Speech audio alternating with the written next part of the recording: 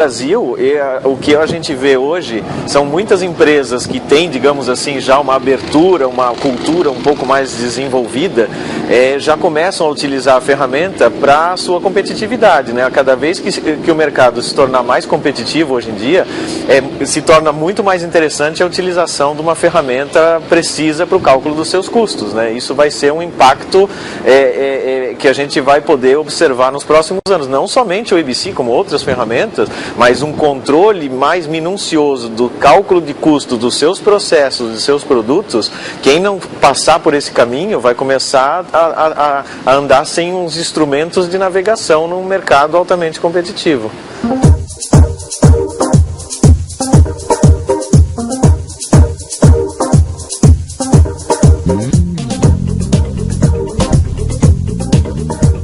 Essa é uma pergunta bastante interessante também. Por quê? Porque muitas empresas tentam fazer a aplicação de uma ferramenta avançada de custeio e às vezes elas mesmas não estão preparadas para isso, certo? Então, o que eu vejo, que pela nossa experiência de mercado, a gente vê claramente assim, primeiro, eu acho que a empresa ela tem que ter uma cultura já adequada a entender a necessidade de uma ferramenta de custeio avançada, né? Você não pode ter aquela resistência interna de mecanismos de resistência pessoais ou de ferramentas. A empresa tem que estar pronta para receber novas ferramentas de trabalho. Não só o EBC, como eu falei antes, qualquer tipo de ferramenta. A segunda ideia seria uma contabilidade bem estruturada. Quando eu falo isso, seria uma contabilidade básica, coisas simples que a gente às vezes está nas empresas e vê que não funciona. Por exemplo, uma organização correta de centros de custo, com lançamentos contábeis adequados, são coisas básicas que a gente precisa encontrar na empresa para poder desenvolver um bom trabalho. Além disso, quando eu falo contabilidade bem estruturada, a gente hoje está falando, obviamente, tudo isso linkado num sistema ERP, certo? Um sistema de ERP de mercado, seja um sistema corporativo, que ele faça esse tratamento dessa contabilidade, que a gente possa usar os dados que estão nesse banco para alimentar o sistema de EBC. Hoje eu acho que tipo assim, é incompreensível você fazer uma instalação de uma metodologia de custeio avançada sem ela estar conectada com o ERP, assim, ou seja, sem utilizar uma ferramenta adequada como um software para essa ferramenta também. Você tem que conectar tudo isso. Essa eu acho que é uma das grandes necessidades. Uma outra que a gente pode citar também é a complicação que muitos modelos de EBC acabam sendo construídos. As pessoas querem chegar num modelo tão legal, assim, tão perfeito, que acaba atrapalhando o próprio projeto, assim, criar muitas atividades, que é a tendência do grupo. Você começa a desenvolver um grupo de trabalho para fazer um projeto de EBC, a tendência natural das pessoas, como eles estão vendo o custo de uma forma diferente, é que cada vez mais atividades, cada vez abrir mais. E isso a gente tem que controlar.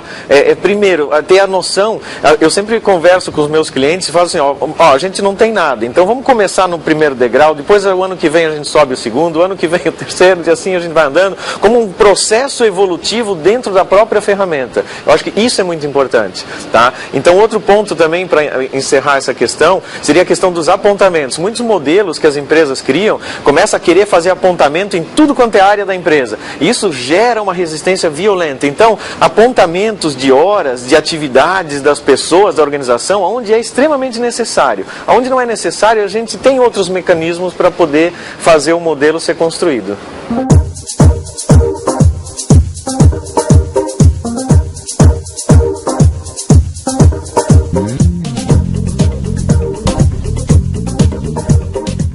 Bom, acho que o primeiro passo da aplicação de uma ferramenta de custeio avançada é você fazer o tratamento dos custos dos processos e dos produtos. Esse é o primeiro passo. Tendo isso estabelecido, eu acho que uma ferramenta desse porte ficaria muito... A utilização seria muito pequena pensar só em custo, certo? Por quê? Porque a gente poderia ampliar esse horizonte. Ou seja, se eu já tenho todas as áreas mapeadas, conheço todas as atividades da organização, poxa, eu posso começar a pensar pensar em melhoria de produtividade, eu posso criar indicadores de desempenho, eu posso fazer avaliação, por exemplo, de atividades que não agregam valor ao processo, para eliminar, para reduzir custo, para buscar melhoria efetiva. Eu posso, por exemplo, pegar toda uma área, eu posso fazer de várias formas, eu posso pegar toda a área administrativa, financeira e listar todas as atividades dessa área. Aí, uma vez listado, com o seu devido custo de cada atividade, eu posso montar um diagrama de Pareto em cima desse processo e identificar que 80% do custo da minha área está concentrada em, por exemplo, 20% das atividades que são efetuadas.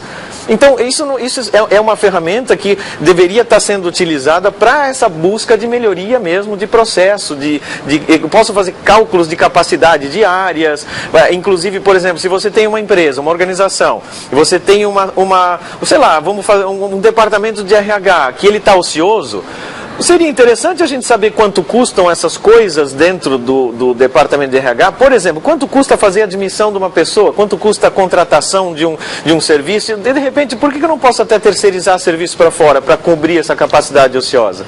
Então, é para essas coisas que a ferramenta tem que ser utilizada, além do custeio em si, né?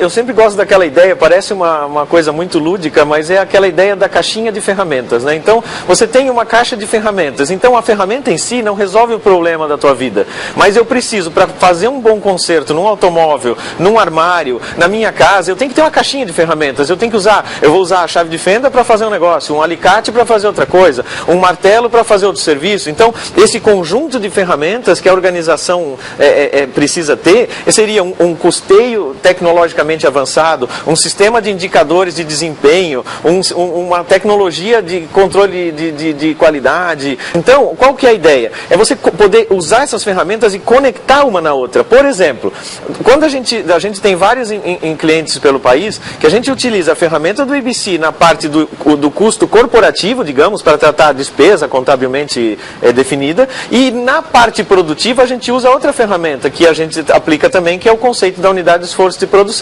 Uma tratando o custeio produtivo, a outra tratando o custeio da parte administrativa, digamos, né, a parte de despesa, e as duas conectadas, trabalhando mês a mês, lado a lado, também conectadas com o RP da empresa. A gente precisa hoje buscar ferramentas que nos auxiliem a enxergar melhor. Eu tinha um cliente uma vez que me falou um negócio muito bacana. Ele falou assim, antigamente a gente usava o que a gente tinha nas empresas, ou seja, era como se eu estivesse procurando as melhorias que eu poderia fazer e eu via isso a olho nu.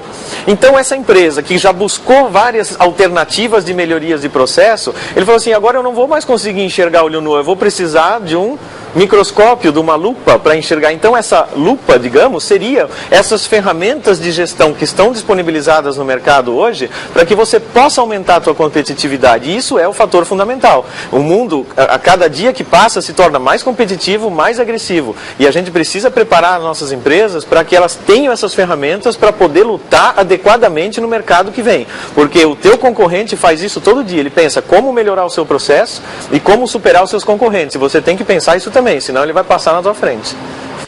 Deixo com você a célebre frase: não se pode gerenciar o que não se pode medir.